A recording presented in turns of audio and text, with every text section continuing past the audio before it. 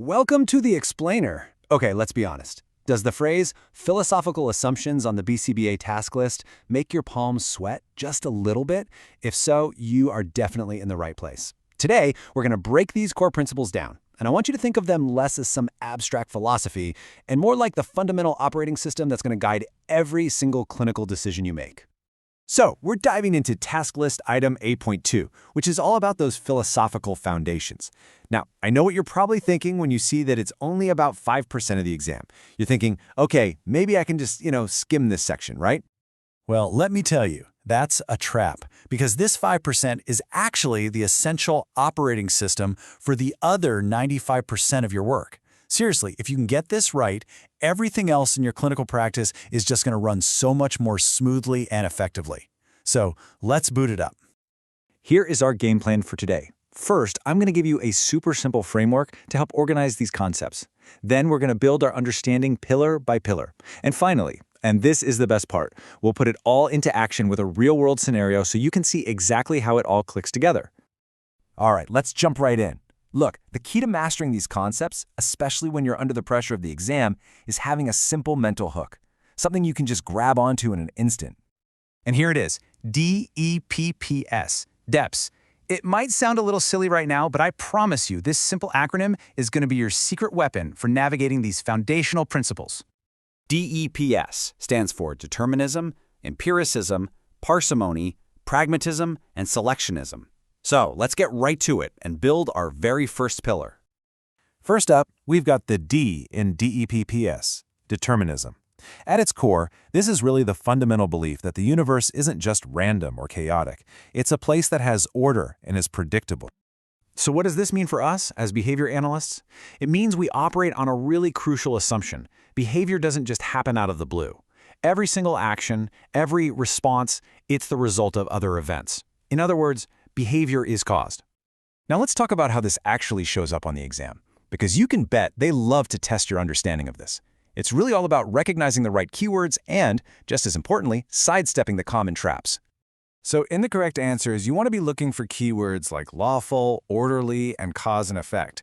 And you need to be on high alert for those distractors that hint at accidentalism, which is the idea that behavior is random, or fatalism, which suggests that behavior is just predetermined and can't be changed. The big takeaway here is that if behavior is caused, it means it can be influenced and changed. And that, right there, is the heart of what we do. All right, next up is the E in DPEPS, and that's empiricism. If determinism is our core belief, you can think of empiricism as our method of observation. The mantra here is super simple. Seeing is believing.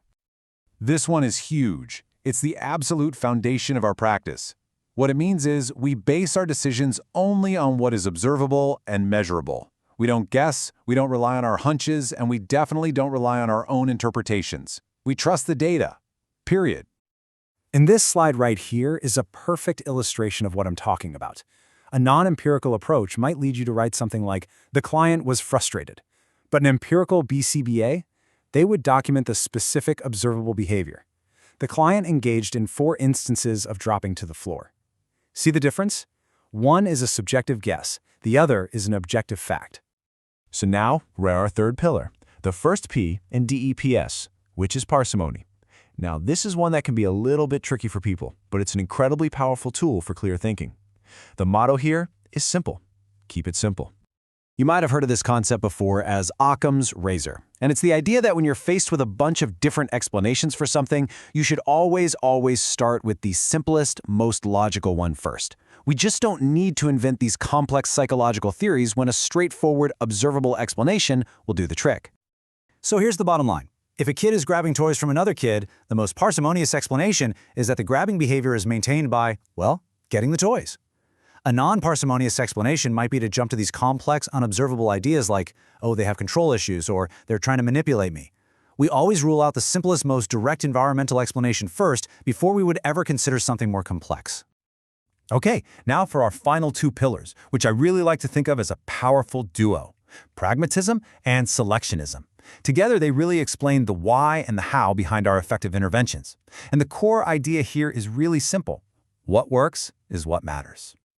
So selectionism is this idea that, kind of like in natural selection, the environment selects which behaviors are going to continue based on their consequences. If a behavior works to get a desired outcome, it gets selected and it sticks around.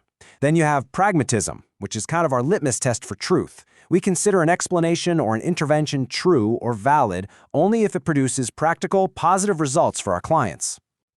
And this is where it all just clicks together so beautifully. Pragmatism acts as the ultimate test of our selectionist understanding. You see, if we create an intervention based on our hypothesis of what the environment is selecting, and that intervention actually works, well, that provides powerful evidence that our initial understanding was correct. Okay, so let's bring it all home. We've built the pillars, and now let's see how the complete DEEPS framework really functions as a powerful problem-solving tool when you're in a real clinical scenario. Imagine this scenario. I'm sure you've been there. A behavior plan that was working great is suddenly failing. Instead of panicking, you activate your DEEPS operating system. So first, determinism. You believe there is a reason for this change. It's not random. Next, empiricism. You ignore your feelings of frustration and you dive into the hard data. What does it actually show? Then, parsimony. You check the simplest explanation first. Is the plan even being implemented with fidelity? Did something change, like a new medication? You don't jump to crazy conclusions. Based on that simple explanation, you apply pragmatism. You make one small, data-informed tweak to the plan to see if it produces a better result. And finally, you analyze this whole thing through the lens of selectionism. How is this change going to alter the environmental conditions to select a more adaptive behavior? You see, this isn't just a list of words. It's a dynamic step-by-step toolkit for effective clinical problem-solving. So as you can see, these 5 assumptions are so much more than just a list you have to memorize for an exam. They are a balanced, foundational toolkit that you're going to rely on every single day to be an effective, ethical, and scientific practitioner. So, as we wrap things up here, what are the big takeaways? First, these are the philosophical cornerstones of our science. Second, please use the DEPS mnemonic to keep them straight in your head, especially on exam day. And third, let these principles be your guide. Let them constantly push you to be more objective, more data-driven, and to always be searching for the simplest, most practical solutions that are going to make a real difference for your clients. You know, this isn't just about passing a test. This framework is about a fundamental shift in how you think as a professional. It empowers you to move from confusion to clarity, from guessing to knowing. So the next time you're faced with a really complex behavior, ask yourself, which of these 5 pillars am I going to lean on first? Answering that question, that's the first step toward providing the highest level of service to your clients. And really, that is the ultimate goal of our science.